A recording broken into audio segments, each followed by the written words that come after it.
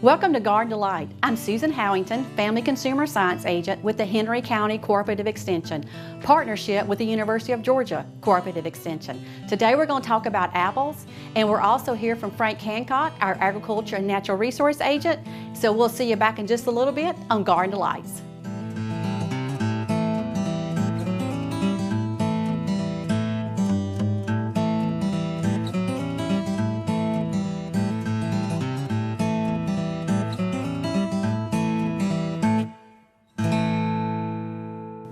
Welcome back to Garden Delight. We're talking about apples today, and you always hear that saying, an apple a day keeps the doctor away. Well, apples really are good for you. They are fat and saturated free, they are sodium and cholesterol free. And not only that, if you leave the skin on, you get great fiber in an apple. And it's also going to give you vitamin C and some potassium, just to mention a few. Now, as far as selecting those apples, if you have an apple tree, when I grew up, I did have an apple tree, and you can't beat your own apple tree to pick an apple off. But if you don't have one, then when you're selecting one at the grocery store or at a farmer's market, you do want to pick your apples up and look at them. And what you're looking for is a shiny, firm skin. You want to feel it. And you want to make sure you don't see any bruises, any decay on the apple, because it is going to decay really fast if you see that. So that's what you're looking for. Now, as far as the storage goes, apples can sit on your counter in a cool, dark place, maybe for 3 days or so. Hopefully you've eaten some of the apples by then. If not, you want to put them in the refrigerator, because they will prolong them and keep them longer until you decide to eat one, or either cook with them or make a salad like I'm going to do it later. So they'll stay about a month in your refrigerator. And you do want to make sure when you're picking those firm ones, make sure you're doing that, because you don't want a mealy apple, and especially if it's been sitting in the refrigerator and you left it on your counter too long, and then you put it in your refrigerator and you take it out, it's really mealy. Because to me, apples need to be firm, and that's what you're looking for. So let's go check out what Frank's doing, and we'll see you back in just a little bit on Garden Delight.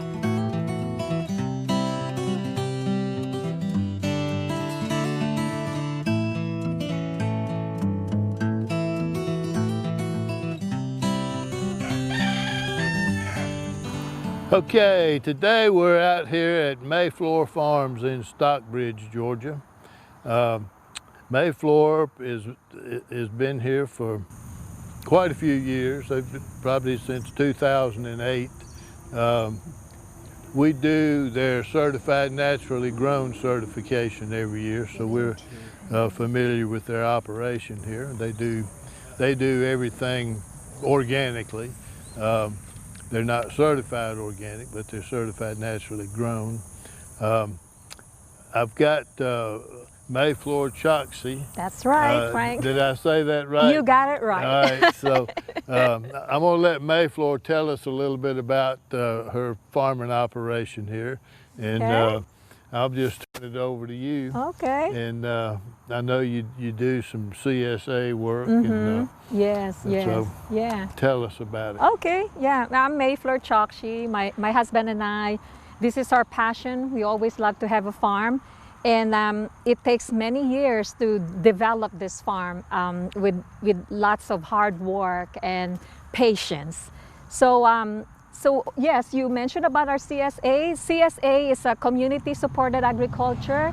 So I have a pretty good number of members of the farm, and they're from Stockbridge and McDonough. So what it is, you can sign up monthly or 12 weeks of the share. And basically, we start in April until December. And so let's say for the monthly, they will come, all of the members will come every Wednesday, because that's our pickup day. So it starts at 10, okay. And then at 10 to 4. And then what it is really a bag of produce, what we have picked for that day. So it's always the farmer's choice, So, and it depends on the season. So what's in season for spring, and then summer and fall. And then we also have a value added, they can purchase eggs from us, like a dozen of eggs or whatever they wanted to. So yeah, it comes with that. And they're actually pretty happy, because they always get surprised. Oh, what's in my bag today? And, right. and then I introduce different types of vegetables for them. And then they get excited, so what is this, May? And then sometimes like the Asian vegetables, like the Egyptian spinach, and said, what are these, May? And then you know, like the Egyptian spinach is really good for the, it's also like a spinach, but then it grows well in the summer, in summertime, you know. But of course, we have the regular spinach too for the spring. So we try to plant crops that will really grow in our area, especially in the humid, you know, Georgia climate, right? And they're excited because then I tell them the basic things of cooking and the nutrients of it. And you know, I'm also a nurse, so I'm a wellness nurse. So I always put a little bit of the nutrition value in their vegetables. Well, that's important. Yes, that they yes. know what the nutrition value is, and the community-supported agriculture. Just for those of you that don't know, these folks, they buy a share of the crop, and they share in the benefits of the crop. If it's a bad season and we have a drought, there's not as much to pass around. If it's a good season, there's lots to pass around. Yes. But they actually share the risk with the farmer on growing these vegetables. Yes, And, yes, yeah. What about farmers markets? Yeah, Do the you farmers sell? market, yeah, we're members of the Community Farmers Market, or CFM, and it's in Atlanta. We usually go to the Grand Park Farmers Market, and then recently we've been going to the Eventide, and then it's just the community. They come, and it's a lot of vendors and local vegetables, and they have other vendors like for local cheese, and any of the have cheese. They have like fresh catch shrimp. So it's not just vegetables, and they have crafts. It's really a fun place to go. Okay. And it's the Community Farmers Market. Yeah. All right. Sounds good. So right now, I guess you're in the process of getting your fall garden. Yeah. in. So we're doing a lot of cleaning up, as you saw, right? We're replacing the plastic of our hoop house. Yeah. And you've got 3 hoop houses. Actually 2, but that one is for our greenhouse where we start our seeds and transplants. Do you work with the Natural Resource Conservation Yeah, we Service? did. We did. Yeah, on the we hoop did. houses? Yeah, they help And, us. I was able to get a grant for those 2 hoop houses. Okay.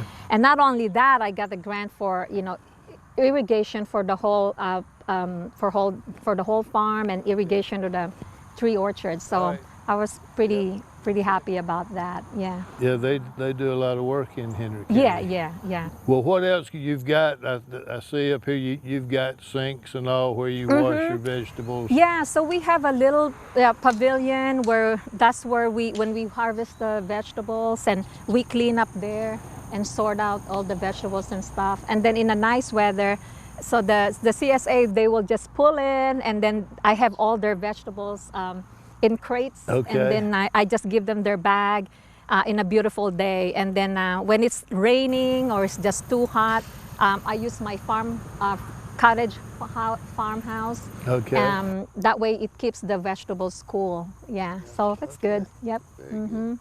Okay, so healthy eating, organically grown produce, and what else you want to tell us about your farming operation? Organic farming is really, it's very hard because it's very tedious. But see, the way we're farming, Frank, is it's biointensive, regenerative agriculture, so we don't really till. So one time we only till to prepare when we have a new area that we wanted to plant.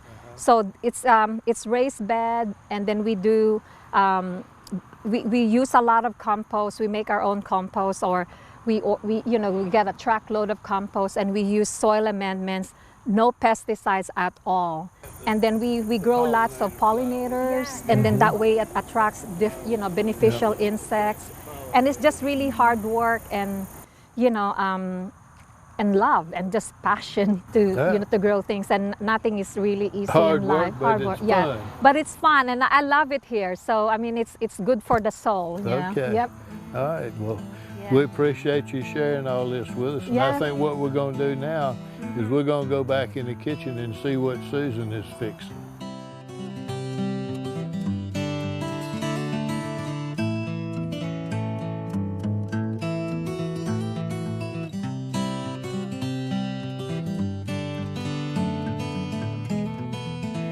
Welcome back to Garden Delights. Today we're going to be making an apple and pasta salad, and it is going to be so good. I can't wait to start making it. So let me just tell you, the recipe is going to ask you to put 2 Gala apples, and I'm using Gala apples. If you like another apple, use it if you want something a little bit tart, but I'm using Gala apples, and that's what the recipe is going to call for. So I already have 1 apple chopped up in this bowl here, and so I've already cored this apple, and so I don't have to do that. But I also put a little bit of lemon juice on it because that'll keep the apples from turning that dark color.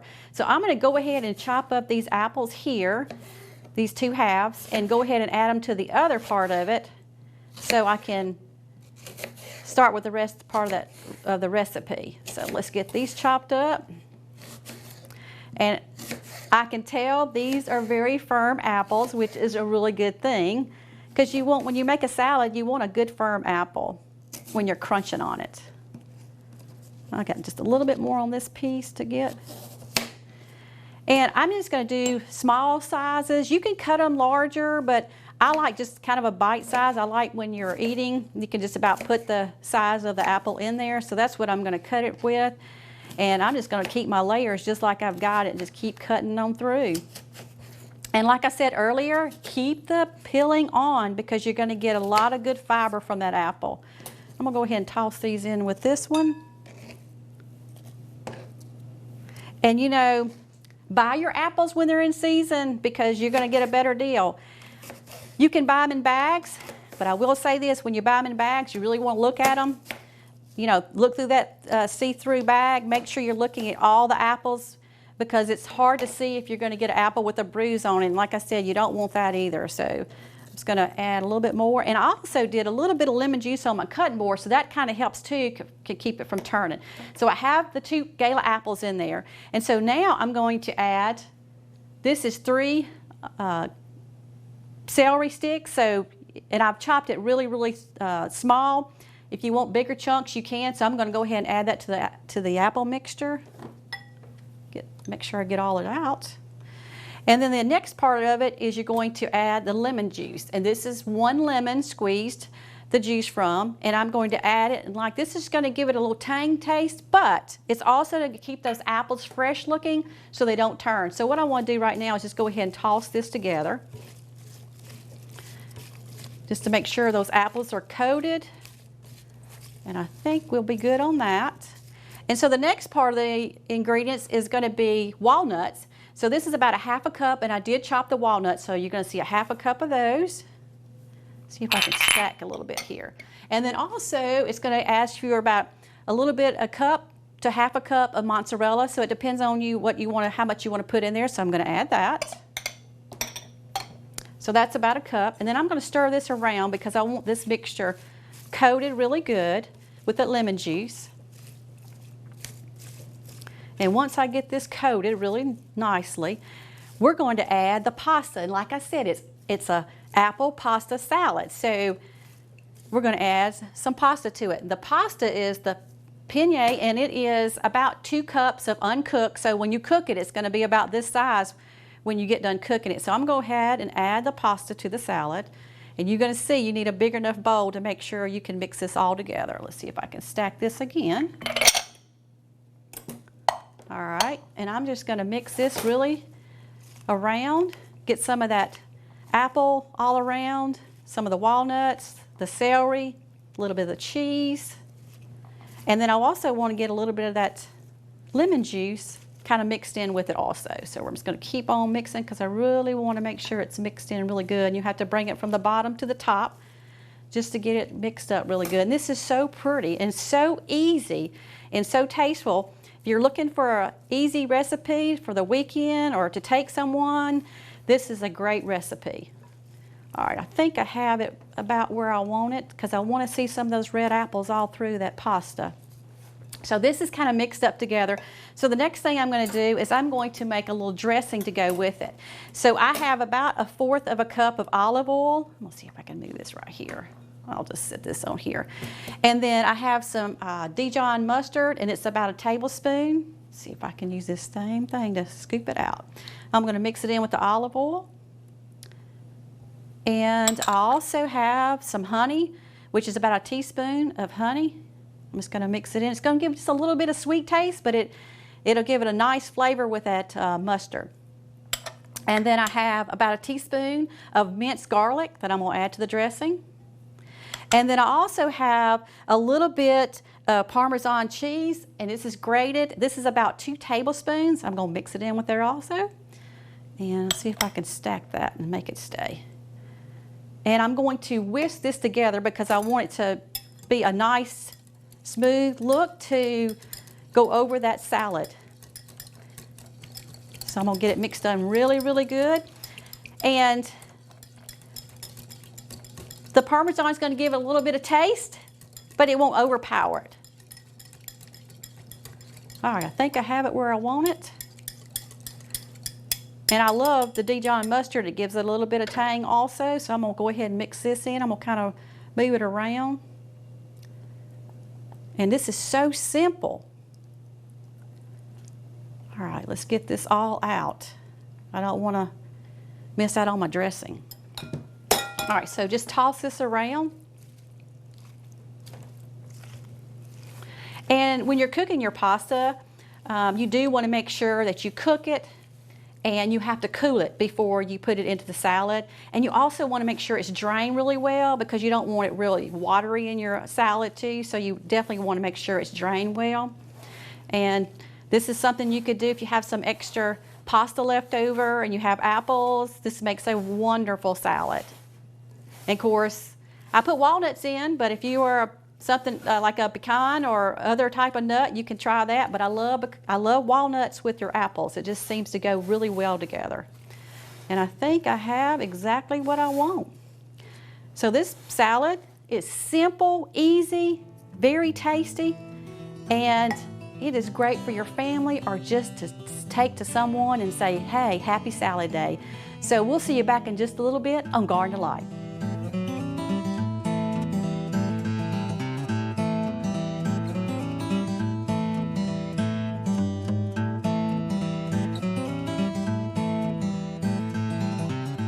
Welcome back to Garden Delights. Frank, we have apple and pasta salad.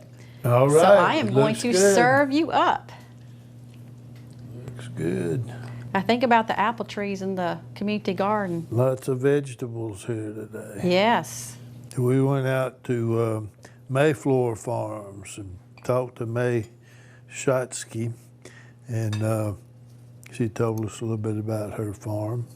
But I didn't realize that she was kind of a nutrition specialist. She's a nurse, but folks that buy vegetables from her, she teaches them how to cook it. She grows a lot of stuff that they had never seen before and tells them how to cook it. fix it. So That is pretty cool. got her own thing going there. This is good.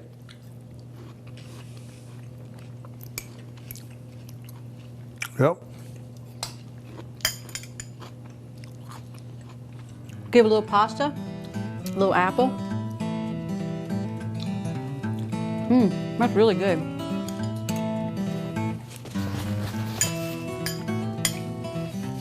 It is good. I'm gonna eat one more bite. Oops. Get one of apple.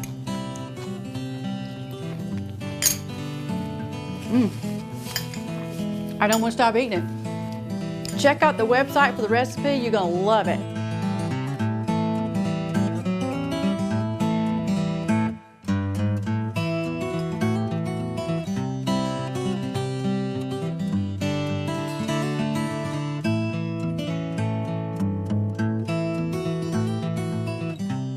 And Frank and I will see you next time on Garden Lights.